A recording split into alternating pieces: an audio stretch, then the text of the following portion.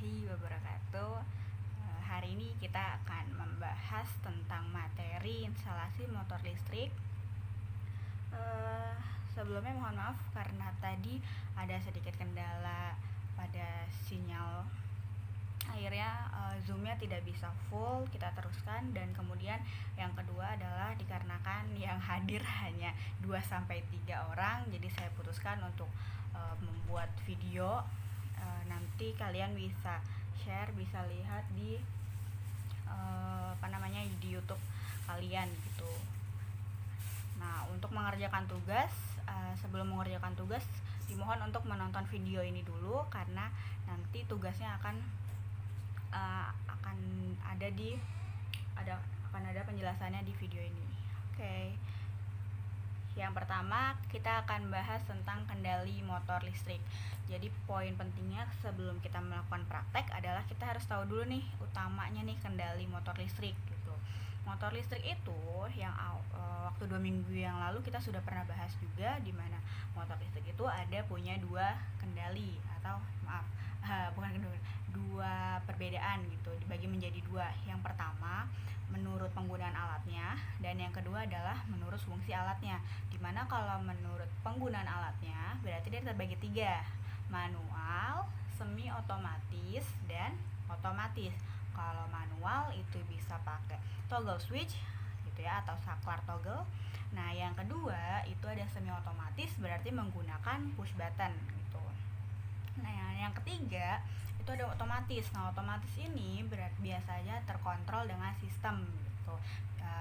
Kalau sekarang menggunakan namanya PLC. Nanti kita setelah PTS kita akan praktek. Jika sudah tatap muka, nantinya kita akan praktek di semi otomatis, di mana menggunakan push button gitu.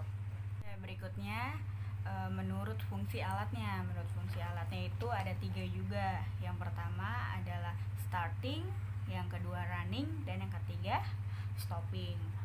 Bahasanya itu kalau waktu di materi sebelumnya kita, starting itu artinya mulai berjalan, kemudian running artinya sedang berjalan, atau berputar. Nah, yang ketiga adalah stopping, berarti saat berhenti atau saat motor terhenti gitu. Nah, yang pertama kita bahas dulu tentang starting. Oke. Starting di sini berarti ketika daya motornya ini kurang dari 4 kW, berarti dia menggunakan nanti sambungannya namanya sambungan direct online, atau disebutnya sambungan secara langsung gitu. Nah, kemudian kalau misalkan dia di atas 4 kW, berarti dayanya ini 4 kW besarnya motor ini bebannya, maka nanti akan sambungannya itu bisa menggunakan sambungan delta, sambungan star delta. Nah, lihat sambungan star delta, lihat sambungan direct online atau sambungan bintang itu dimana nanti akan ada di pembahasan setelah kita PTS atau UTS gitu. Nanti kita akan masuk ke materi star delta, sambungan direct online, nanti ada namanya sambungan forward reverse gitu. Nah, yang kedua itu tadi ada yang namanya running atau pada saat berjalan. Jadi setelah si motor ini beberapa saat berjalan, si arusnya itu akan bertahap, dia akan mengalir ke beban. Dalam hal ini bebannya adalah motor listrik gitu. Nah, di sini motor ini kita bisa sesuaikan keperluannya. Misalkan kita mau keperluannya itu untuk pemutaran kecepatan motor, nanti kita berarti men-settingnya, merangkainya dengan fungsinya yaitu kecepatan motor atau kecepatan putaran motor. Nah, yang kedua misalkan kita motornya itu mau di arahnya itu dibalik putarannya, yang tadinya searah jarum jam dibalik menjadi belakangnya arah jarum jam gitu. Itu bisa kita rangkainya. Nanti ada rangkaiannya. Nah, yang ketiga adalah stopping atau dimana motor keadaannya saat berhenti. Jadi ketika di tahap ini namanya tahap akhir, dimana pengoperasiannya itu motor dengan cara memutus arus listrik. Jadi nanti motornya bebannya akan terhenti gitu, karena dia terputus dari sumber tegangan listriknya. Nah, pada proses ini motor itu bisa kendalikan juga. Nah, kendalikan dengan cara apa? Misalkan dengan cara pengereman gitu. Pengeremannya juga bisa kita setting juga sesuai dengan keperluannya. Menggunakan apa? Menggunakan nanti namanya ada komponen TDR. TDR itu apa? Time Delay Relay. Ada di mana? Nanti kita akan bahas di materi berikutnya gitu. Nah, sekarang kita masuk ke sini yang baru, gambar single line power diagram atau diagram garis tunggal daya. Nih, namanya daya berarti nanti di sini ketika yang PE nih, PE ini itu kan pembumian kalau masih di sini gambarnya. PE ini nanti kita sambungkan kemana? Sambungkan ke beban. Beban dalam hal ini adalah ya benar, motor listrik bebannya. Kalau tentang penerangan listrik IPL berarti bebannya adalah lampu gitu. Oke. Yang pertama kita bahas dulu nomor 1. Nih lihat nomor 1 di sini. Tahu kan ya? Ini simbolnya apa? Ya, ini simbolnya adalah simbol MCB gitu, dimana namanya adalah pengaman jaringan atau MCB gitu. Ini namanya pengaman jaringan atau MCB. Nah, yang kedua, simbol apa? Nah, yang kedua dihafalin nih mulai dari sekarang. Ini adalah simbol kontaktor gitu. Ini simbol kontaktor. Yang ketiga adalah kabel atau pengantar. Itu ya, jenis penampang pengantar gitu. Nah, yang keempat adalah pengaman motor. Pengaman motor itu apa sih? Pengaman motor itu biasanya disebut TOR atau thermal overload relay gitu. Kalau tadi ada TDR yang untuk men-setting waktu gitu ya. Kalau TOR ini adalah sebagai fungsinya pengaman motor gitu. Nah, yang terakhir adalah yang kelima. Yang kelima itu namanya sambungan motor. Nah, atau sambungan kumparan motor. Nah, pada saat di step kelima ini nanti kita menentukan nih di sini, menentukan rangkaiannya mau rangkaian apa, mau rangkaian DOL kah? DOL itu direct online yang tadi tuh, atau mau rangkaian forward reverse, membalik arah gitu dan seterusnya. Kemudian mau sambungan apa? Sambungan bintang kah atau sambungan segitiga kah? Nanti akan kita tentukan di sini. Gitu. Oke. Nah, tapi yang harus utama adalah ini yang kalian bahas. Karena kita motor di kelas 11 ini kita akan menggunakan motor 3 fasa. Makanya di sini ada 380 volt gitu. Kalau 380 volt artinya 3 fasa. Tapi kalau 220 volt berarti 1 fasa. Nah, 1 fasa itu biasa digunakan dipelajari di mana? Di kelas 3. Nanti kelas 3 itu biasanya membuka atau memperbaiki kumparan yang ada di motor 1 fasa gitu. Karena 1 fasa pada umumnya lebih rumit dalamnya gitu untuk membalikan arahnya. Kalau di 3 fasa kita hanya mengubah kabel-kabelnya, diubah posisi kabelnya, letak kabel, maka dia putaran motornya bisa berubah putarannya. Tapi kalau pada saat 1 fasa itu kita benar dibongkar mesinnya, dalamnya itu baru bisa putarannya berubah gitu. Oke. Nah, yang pertama tadi kan udah dijelasin tuh. Nih yang pertama nih pengaman jaringan atau MCB gitu.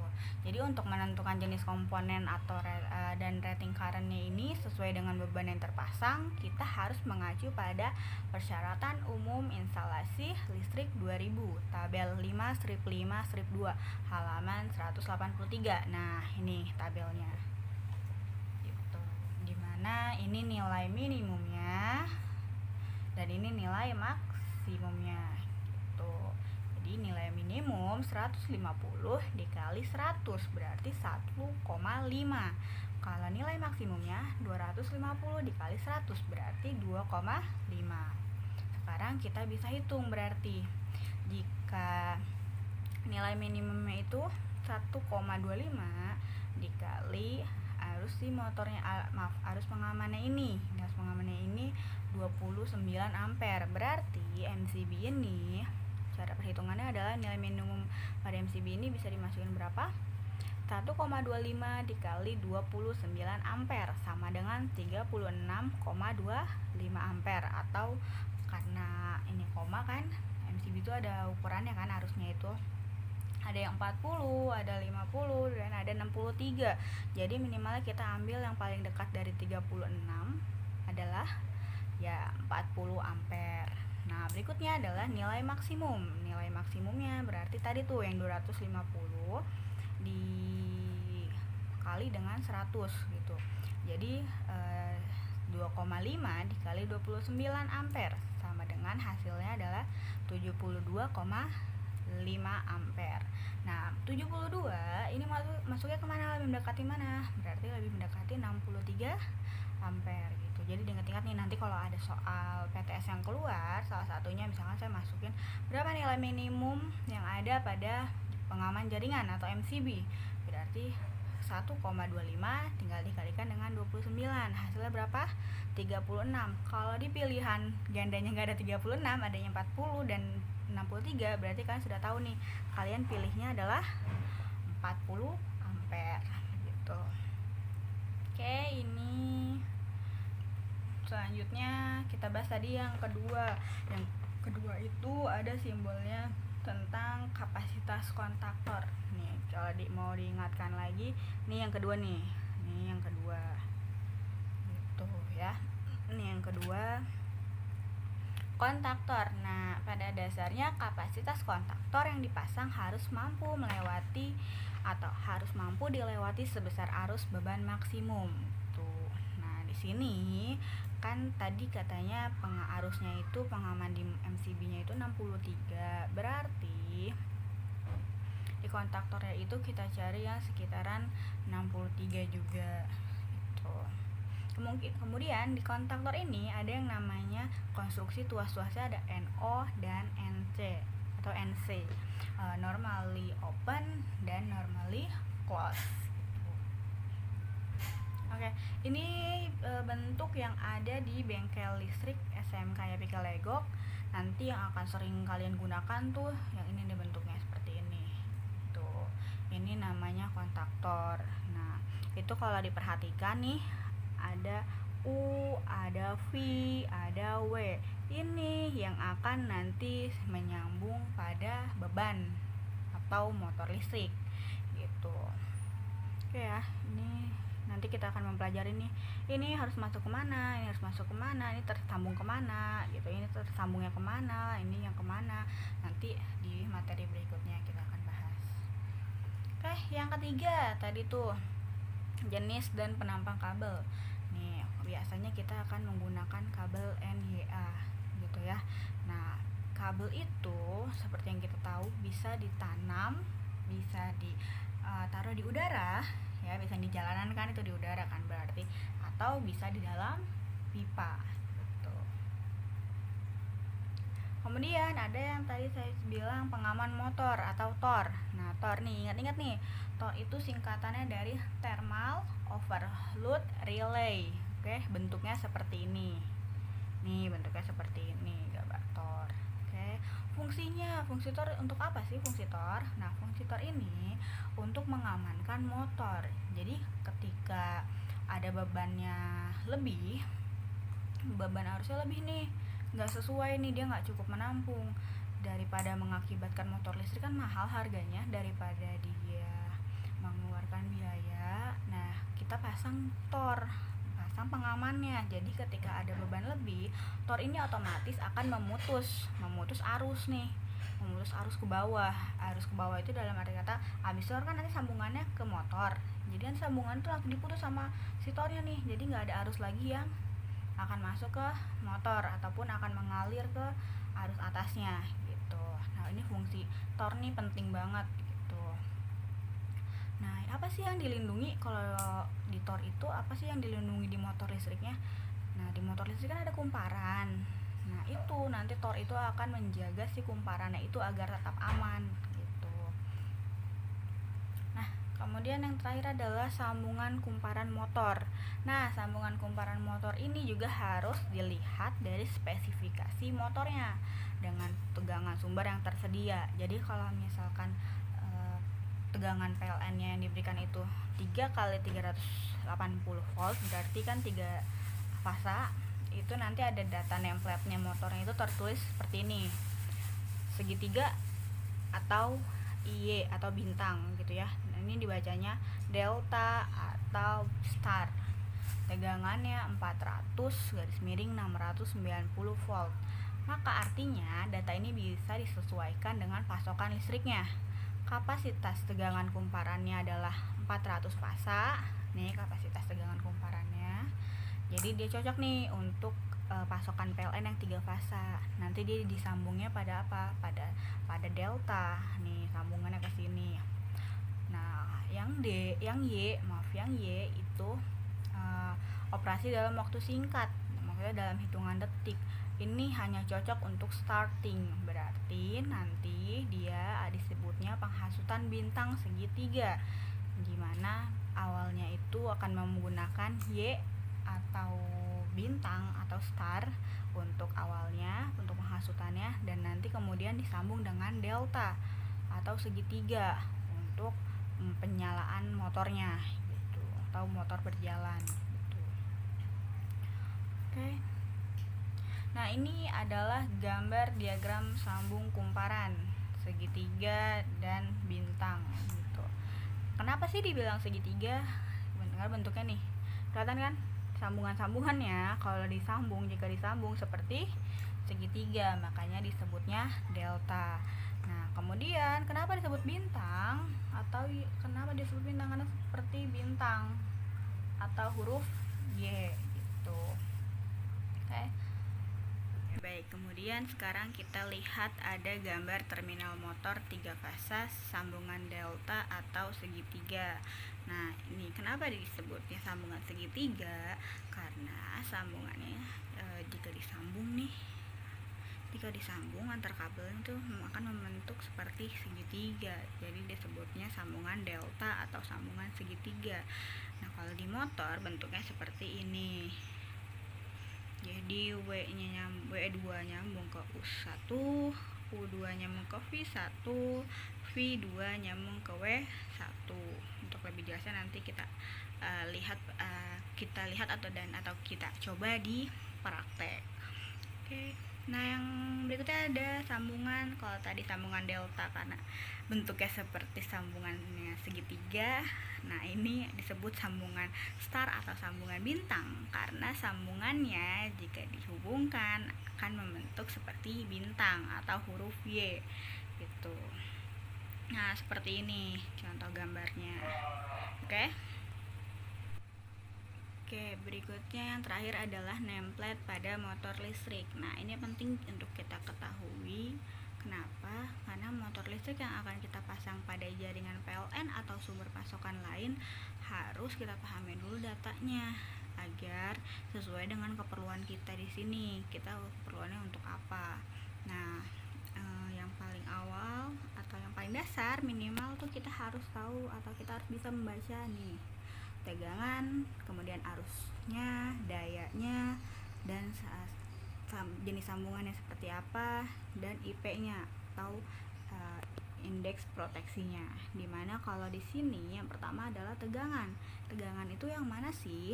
Tegangan itu yang ini nih, 400/690 volt. Itu namanya tegangan. Kemudian arusnya yang mana? Arusnya nih yang ini, 3 fasa, oke, atau 3 AC di situ ini ya simbolnya. Kemudian dayanya yang mana dayanya? Nih dayanya 15 kilowatt. Oke, 15 kilowatt. Nah, kemudian sambungannya yang berikut adalah sambungan. Sambungannya itu adalah sambungan delta dan sambungan star. Sambungan segitiga atau sambungan bintang gitu. Nah, indeks proteksinya itu adalah IP nih, 54. Artinya apa? Bisa dilihat nanti di PUIL gitu ya. Nah, ini adalah gambar nyatanya nameplate pada motor listrik 1 fasa dan 3 fasa. Yang mana sih 1 fasa? Nih, 1 fasa nih. Biasanya motornya untuk digunakan untuk pompa air gitu ya. Terus yang mana yang 3 fasa? Nih 3 fasa, ini 3 fasa. Oke. Terima kasih telah memperhatikan materi hari ini. Semoga materi yang sudah dijelaskan kali ini bisa bermanfaat untuk kalian semua. Silakan dilanjutkan mengerjakan tugasnya, dan jika sudah selesai jangan lupa dikirim pada Google Classroom. Oke. Untuk minggu depan, Sabtu depan kita akan mencoba menggunakan Zoom meeting pukul 8 sampai dengan 9. Diharapkan sudah bisa hadir untuk mempersiapkannya dimulai dari setengah 8. Oke, saya pamit. Wassalamualaikum warahmatullahi wabarakatuh.